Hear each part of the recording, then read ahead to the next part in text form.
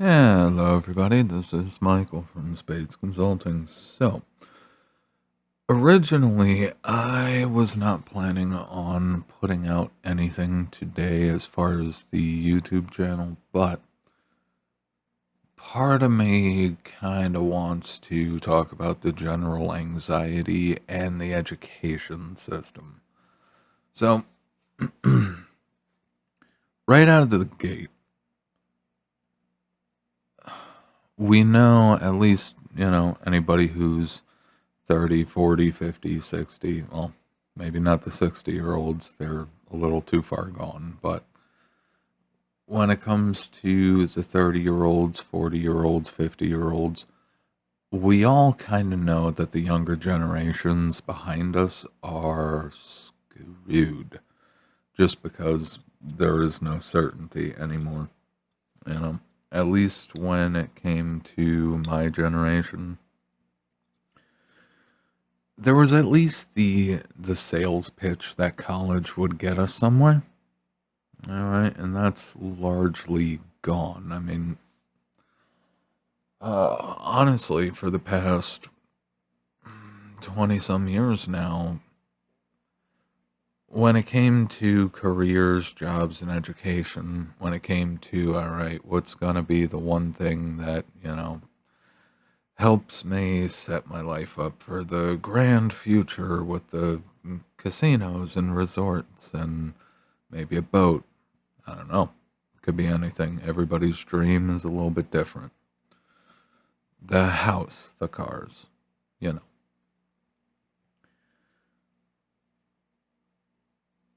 It literally has been a consistent, oh, how should I put it? How to get rich with this one thing, a college degree. It's been this never ending, just this one thing will change your life in terms of a general sales pitch for life. And the results of it, especially now, a lot of people are, I mean,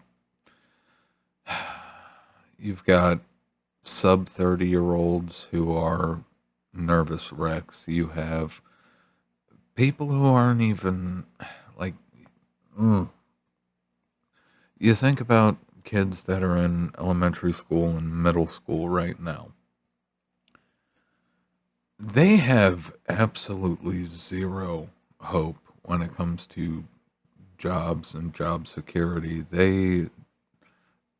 For the most part, they expect AI to take over everything. And honestly, I can't say they're wrong, you know, because the reality is, corporately speaking, of course, you have the fiduciary responsibility where you have to cut costs. You're expected to cut costs everywhere. And for the majority of 50 years of American capitalism, capitalism hasn't actually been efficient. It's supposed to be efficient, but when you look at the sheer volume of BS jobs, of course, referencing David Graeber's book, even though he is passed as of, I want to say 5, 6 years ago, but he was spot on. He was spot on that most of the jobs that actually existed in corporations didn't exist because they actually did anything. It was either to boost management's egos, to boost the company vision, the view, the profile. Because of course, a company that has 200,000 employees globally with offices in every major country, mm, that definitely looks a lot more professional, doesn't it?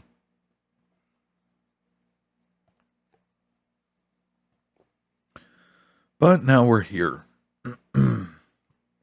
And the reality is, I have been seeing a lot more from, and you can't necessarily call them burnt out, but for the most part, The average person in the West is burnt out, you know, because how many times can you chase Puff the Magic career dragon? And the thing is, there's always, with the generations, there's always this looking back where people like, well, this is what I would have done differently. And, you got to focus on things like, get your career stuff nailed down as quickly as possible, ideally in your 20s. And whilst that isn't bad advice, it's not bad advice. The reality is, really what it is what we have today is just a drum circle of burnt out millennials and Gen X and soon enough Gen Z, where it they've all got different backgrounds. They all have different training, all have different skills. And they just never found the niche. They never got the job that they needed with their degrees or their training or whatever education they have. They never landed it. And because of it, most of them have just kind of languished in normal 9 to 5 jobs. And honestly, it's the biggest tragedy of Western economics. We don't have a shortage, for the most part at least. We don't have a shortage of trained, skilled professionals. We don't have shortages. All right. Now, given you can always make the argument that when it comes to math heavy engineering level skilled trades, there's always going to be somewhat of a shortage. But the reality is the Western economy that for the longest time hasn't had a problem with creating unnecessary jobs and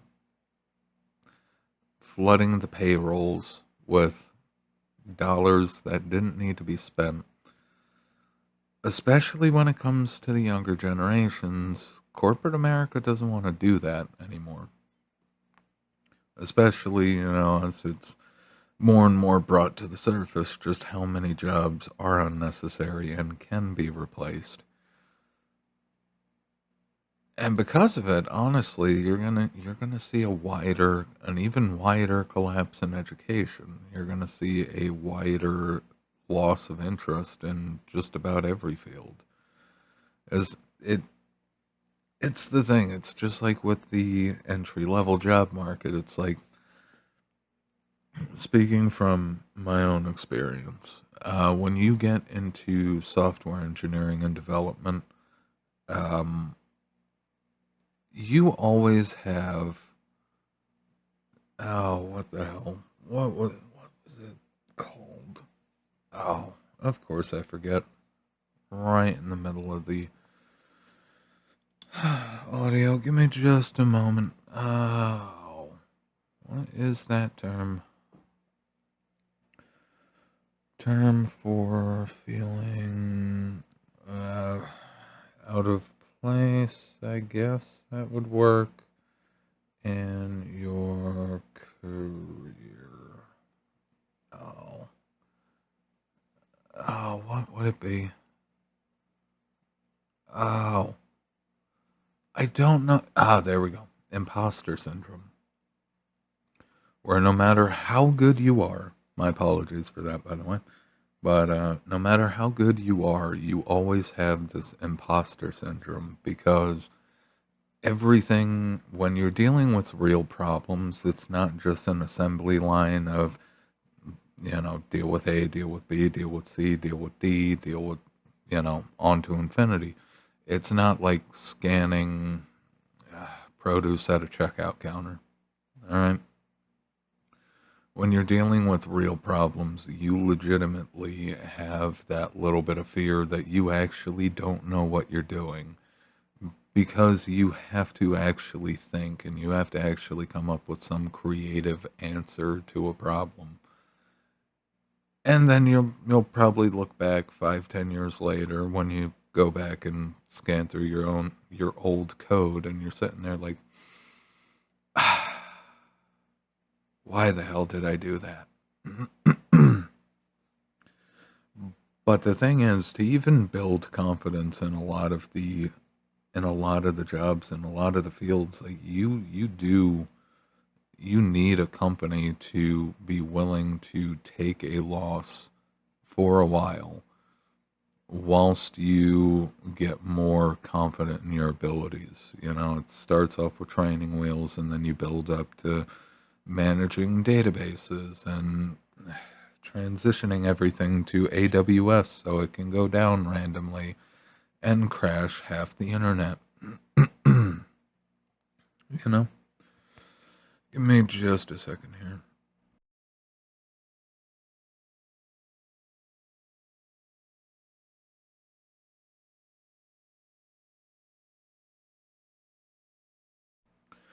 My apologies. All right. But there's always that risk, and there's always that need. Now, companies aren't willing to take those risks anymore, and the sheer volume of people who have gone through, people who are trained, people who are skilled in various fields, and everybody sits there thinking that, you know, I should have did this instead of that. Instead of going for A, I should have went for B or C or D or whatever the hell other option was available. And the reality is, like, most people are trying to handle career on autopilot. You know, like it sounds like it'd be a decent bet. Yeah, I could probably do that, but the reality is you're not really into it. That's the thing. You have to actually be into it. It can't just be something you can do. All right? Because something you can do inevitably ends up with you working in a normal factory, grinding yourself away for whatever wage you can get. But that's not to say people are necessarily wrong for going that route, because honestly, things are such a gigantic mess when it comes to the economy, when it comes to the education system, and it's all just a gigantic money pit. And it's all just a trap that you can't really blame people for going in one direction or the other, honestly. Again, I know I've said it before. I really don't think we should hold people to their student debts. Now, given college, you know, people went out, had a blast, they had a fun time, they got drunk, they made bad decisions. And for the people who didn't go to college, it might most likely it's going to be a sore spot just because it's like, really? Really? So you got to go have fun in college while the rest of us had to grind and work our way out of the dirt. And it's just like, yeah, I get that argument. But honestly, we do have to, at a certain point, we have to agree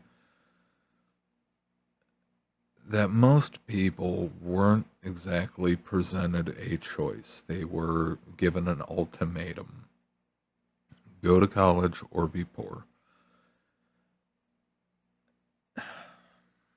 And even when you chase the things that you want to do, there is no guarantee. There's no guarantee that things are going to work out with it.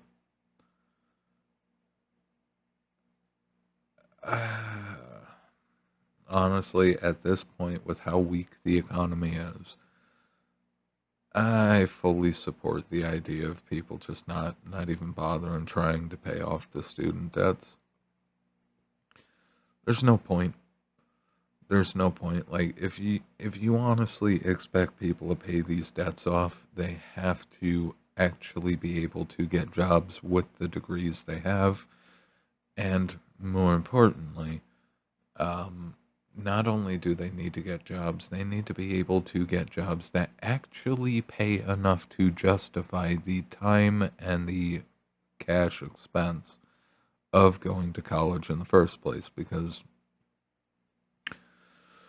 oh God, last I checked, I want to say it's 23 to 28 an hour is the difference between, being a skilled high school educated worker versus being a college educated worker. Your skilled or your skilled high school educated worker, they can relatively easily make 20 an hour. But the fact that the college educated are only making an extra $3 to $8 an hour based on the averages, that. I mean, $8 an hour is good. Don't get me wrong. The extra eight would definitely be substantial, but is it substantial enough to pay off the college debts and the interest and actually allow people to own houses and actually make some progress in their lives? When you look at the realities, whether you have a college degree or you don't, in most cases, in this country, we still, in the US, but also this is also true for Western economies in general, Canada, Mexico too, the UK, Western Europe. Whether you have the degree or you don't, most people aren't doing much better. And the thing is, people wonder like why why people are so anxious and wound up when talking about these things. And it's just like, well, right out of the gate, the idea of a career for the most part it's a dead concept. There really aren't careers anymore. Like, sure, I'll give it to you. There are trades that are naturally careers right there. But for the most part, with the overall instability in the system, the fact that companies are looking to purge workforces left and right, especially, and it's just not at the bottom of the chart, like, all right, we're going to get rid of all the lower end workers and replace them. No, they're coming for the top and the bottom simultaneously. The only people who were safe were people in the middle, but a lot of the people in the middle were also government workers who aren't getting paid right now. Literally, there is no bastion of safety outside of working in fields and trades that people absolutely need the services or they will drop. That is the only real security, and it can be fleeting right now. Right now, because of course we could talk about the compliance curve. You know, right now, if you're a grocery store clerk, if you're stocking shelves at grocery stores, your job is actually pretty safe, barring the fact that with the food stamp cuts, with the benefit cuts, people are going to be there. There's a good chunk of people who are going to be looting and pillaging the grocery stores. And it's just like, oh, like at face value, your job is secure, but even if it doesn't pay well, it's secure.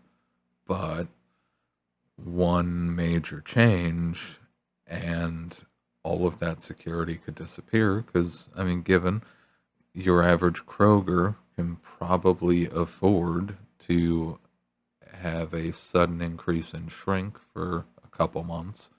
It'll hurt them for the year. It will look bad on quarterlies, but they can endure, except for one slight issue.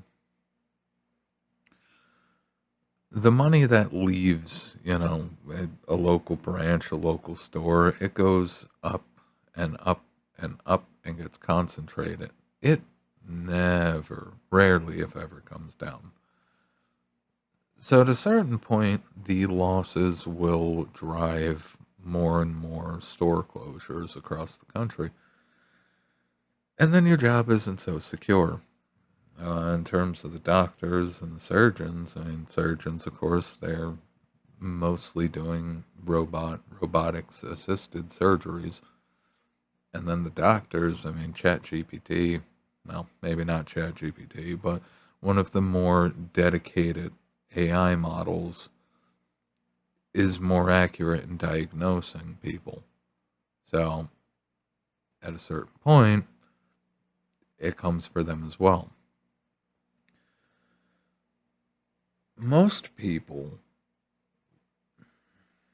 and I say this including myself, we were brought up in thought, the thoughtscape, the mental paradigm. We were brought up with the idea that you hit the ground, literally, hit the ground running and things just continually improve. But nobody actually prepared my generation or any of the others for you just work to keep a roof over your head. Like, no, everybody expects not just a stable state. People expect base level stability plus a never ending, ceaseless growth. It may be slow in some years, it may be better in other years, but nobody prepared the younger generations for the idea of economic, just vegetating, economic stagnation. Okay, you have your job, you're making a decent amount of money, you got food in your stomach, you got a roof over your head, you got a car that runs, hopefully. You got your insurance paid, phone bill paid, all of that paid, and that is just your life for the next 40, 50 years. Nobody was prepared for the idea that, all right, well, you get to a certain point and that's it. No more growth. Especially considering all of these signaling of you got to save for your retirement. It's just like, how do you expect people to save for their retirements when when they're already eating ramen noodles? You know? And I'm not saying that it should be noted that if you didn't save for retirement, all right, if you have nothing saved for retirement, you're not alone. Most people don't. Most people don't. The reality is that the majority of the wealth of this country has been siphoned off. It's been siphoned out of the economy. And the fact is, not having anything saved for retirement, not having anything left in your bank account, just, getting by, that's what life is for most people. And the thing is, naturally, at a certain point, people do, and this is across the age spectrum, um, even if you are okay with vegetating in the short to medium term, in the long term, it still gets to you. It still gets to you where you'll just be sitting there like, I'm 50 years old. I should have more than this. And then, you check your bank account and you got $100. And it's just like, cool. Well, here's to working the next 100 years. And that's pretty much it. Honestly, most people just want a break. A lot of people at this point, they don't even care so much about actual growth in their standard of living. They would just like it to maintain, just be flatten out, and for them to be able to afford a break for a while. Because people are legitimately under stress, and it's a thing. There's only so much that a person can do. There's only so much a person can do. As the reality is, you could be like some people and just travel for work, go across the country, wherever the next big thing is, go to it, and try to make bank that way. But a lot of people aren't all right with that. And there's an argument in there too, because I have heard people say, if you don't have decent jobs in your area, you got to go where the jobs are, which, I mean, for some people, that might work. That might be fine. That might be fun. But when you get older and you are tasked with focusing on your own stability, especially if you do end up having a family of some sort, and you have to consider their stability as well, just picking up and moving halfway across the country isn't exactly going to work, you know? But then there's also the fact that a lot of the people who would say, well, you got to get up and go to where the good jobs are. That is probably the dumbest thing a person could say. Not to throw shade at anybody necessarily, but it's a terrible idea, because the more that you support that, the more, like, you look at Silicon Valley as a whole, so much concentration in Silicon Valley. Yeah, everybody should just come here. The jobs, come over here, man. The jobs are great. And then you end up with a flood of H-1B, either companies pulling in H-1B visas, or you end up with a flood of all of the software engineers across the country all going to Silicon Valley. And next thing you know, the cost of living shoots through the roof. And the people who are saying, well, you just got to travel for work, are the ones who now have to travel to work.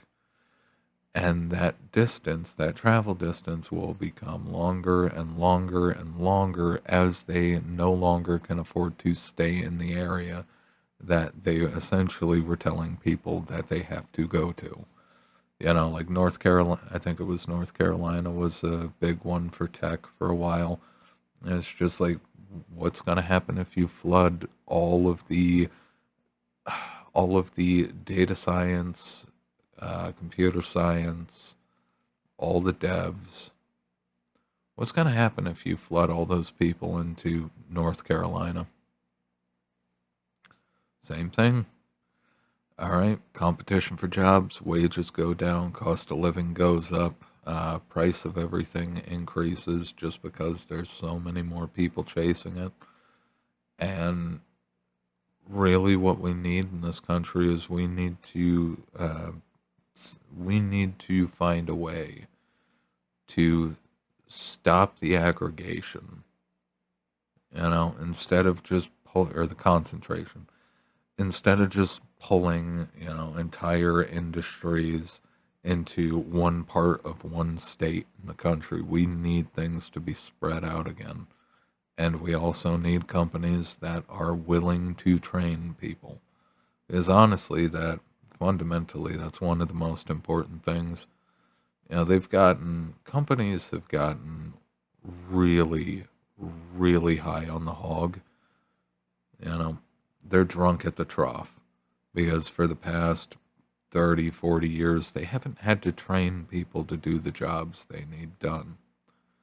It's just like, oh, okay, well, we're not going to train you, but you can go get a college degree, and then we'll consider hiring you. So you have all of the risk, because by the time you get out, that job is probably not going to be open. Two, you have all that debt, so not only might you not have a job, but you're also going to have massive amounts of debt to pay too. And there's no risk to us, and that's the way we like it. So, good luck. And that's how you end up with a whole lot of people who, they could be brilliant. They could be absolutely brilliant people. But there's no job to honestly absorb them and their talent. And that ties into another part. I'm sorry this is going into just a rolling tangent of tangents, but I know too many people like this. I really do. Companies companies are so normified.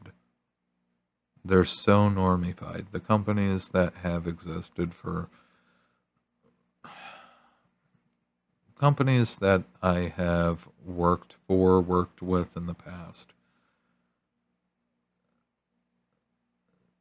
A lot of these people, they're just zombieing through. Like the business itself is just a zombie. Not financially, not a financial zombie, but they don't do anything. They don't rock the boat. They don't try to do anything new. They don't try to experiment with new ideas. All they do is just, it's no different than the DMV just sitting there with a stamp, bam, bam, bam, just hammering away on paperwork. It's like companies have no idea the actual level of talent people have, but all companies know how to do anymore is autistically put people in boxes. And it's like, well, it's not in your job description. Well, they're not going to pay you anymore for it. And it's just like, I get, absolutely get, not trying beyond or acting your wage at work, 100%. Totally understand it. Totally agree with it. But just the sheer amount of capacity and capability that people have that they don't even necessarily know how to put into words sometimes. Their capabilities are incredible, and companies, if they got their heads out of their asses for a second, just a split second, they would realize just how much capability they would have, how much of a benefit it would be to them to actually utilize some of these people and pay them worth a damn, but to utilize these people for what, for the totality of what they can do, you know, instead of everything just being the cold, lifeless, the cold, lifeless, staticky buzz of bang, you know, and it's a thing. Mm, it's a thing. A lot of people are. The overall anxiety has been rising for a while. Honestly, it's getting to legitimately crippling points for a lot of people. And honestly, it's difficult to deal with that. That's one thing that we can't really deal with at Spades. Is at a certain point, like Spades doesn't have a prescription pad, and trying to, like, we can absolutely help people strategize and help businesses strategize, but we can't. It's just like shell shock, you know. People get so weighed down by anxiety because the thing is you have to set targets, reasonable reachable targets, and you have to hit those targets and you have to keep hitting those targets.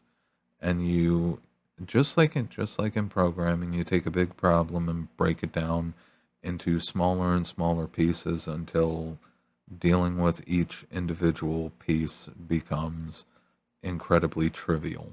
And then you put all the pieces together and finished product.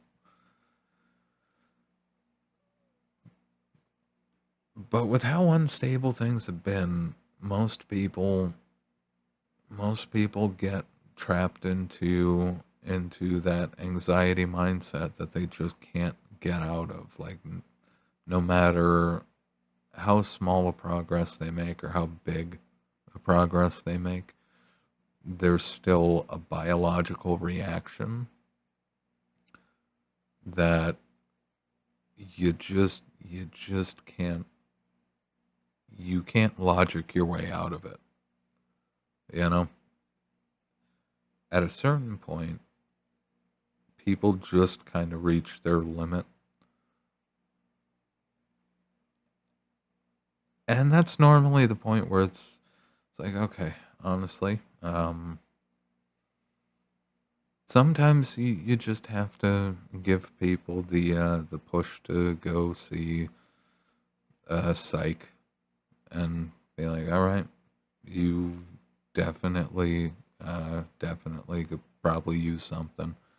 You're gonna need some professional help. And it's just like it sucks. It honestly sucks. But it's the thing. You can't fix everything. All right. That is a given. You can't fix everything. But when you get to things early, when you get to problems before they become catastrophes, you can normally front run and avoid obviously bigger problems. And honestly, I do honestly wonder, setting up spades. I mean, spades has been around for quite a while. It's mostly been, I guess you could say, in the works and process, in the shadows, slowly coming into its ultimate existence. I do wonder sometimes, at least in my own respect, my personal being, I do wonder if maybe I should just get trained to. I mean, God knows I don't have the willingness to dedicate the amount of time and money and energy and effort to becoming a shrink with a prescription pad. But honestly, I think I might have to see about. I don't know. I don't know.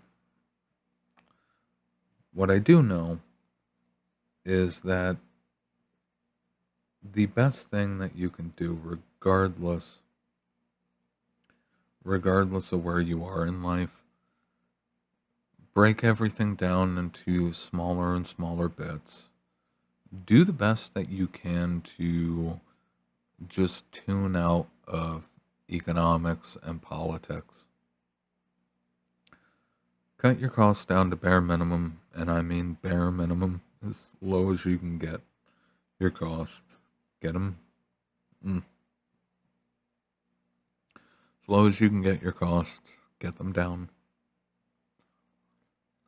And as I as I end up saying more times than I really want to, do the best you can. Honestly, do the best that you can. Because in the end, even if you don't, on a personal level, if you don't achieve the success that you wanted, I'm gonna be straight with you. The game was rigged from the start. It really was. Especially any generation after the Boomers, the game has been rigged. And after all the years of economic devastation, the extraction that's happened, I mean, was I think it's the top 4%. The top 4%.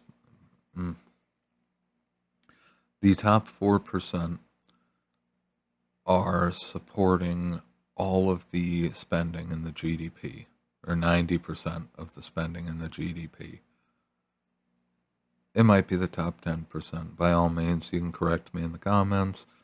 You can absolutely, actually, this is a side note. If there's any subject that you would like me to talk about or consider talking about, by all means, throw it in the comment section, and I will get to it if I can. Or I might get to it and do a video, or get to it and write about it for the Substack. Generally, I'm more well written than I am well spoken, but regardless, knowing that the game was rigged from the start, knowing that you might not get to where you want it to be, at the very least, the fact that you, regardless of what you tried to do, you actually got out there and you tried to do something.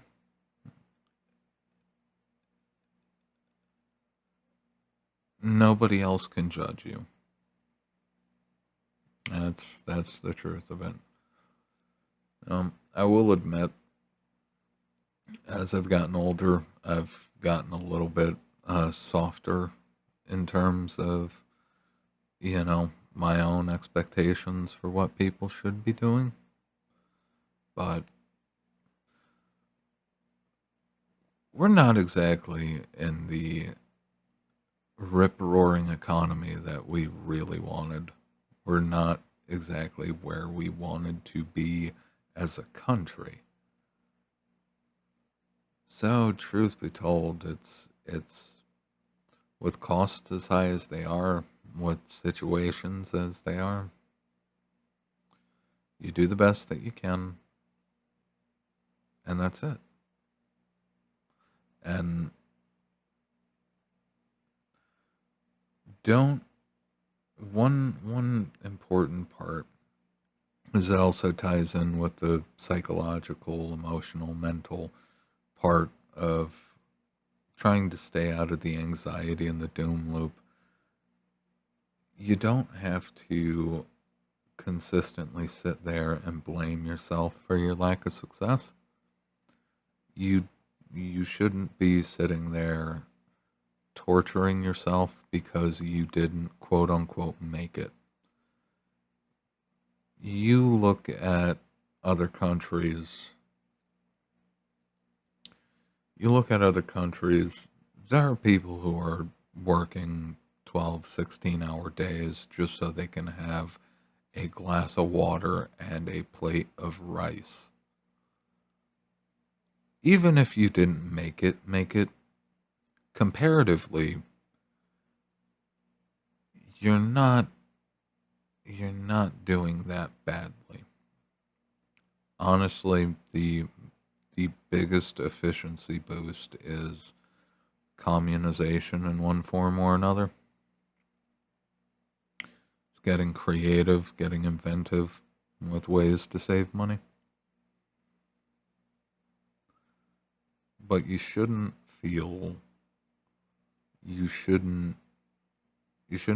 constantly bash yourself for not making it. Tons of people haven't made it.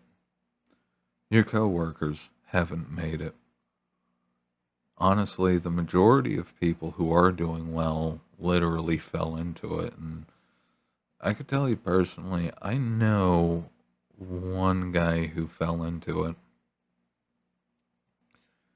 And he spent nearly every penny legitimately on gambling and hookers.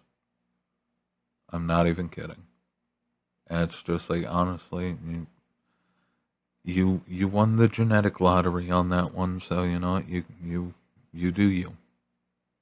But it's a thing. You have to get inventive, you have to get creative, but number one, first and foremost, you shouldn't hate yourself for not making it. And it's not just, not making it in other people's eyes. It's beating yourself up for not making it in your own eyes. All right? You do the best that you can.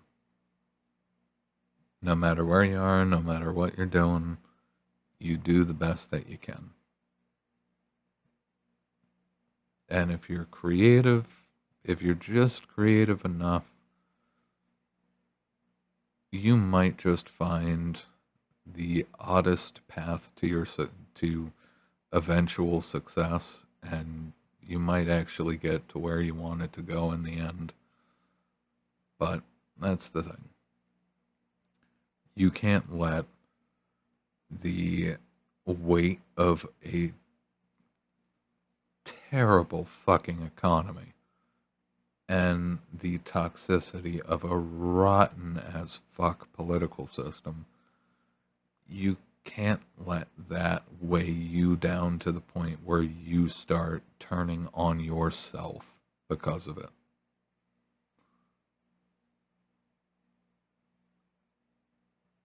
I think I'll end it there.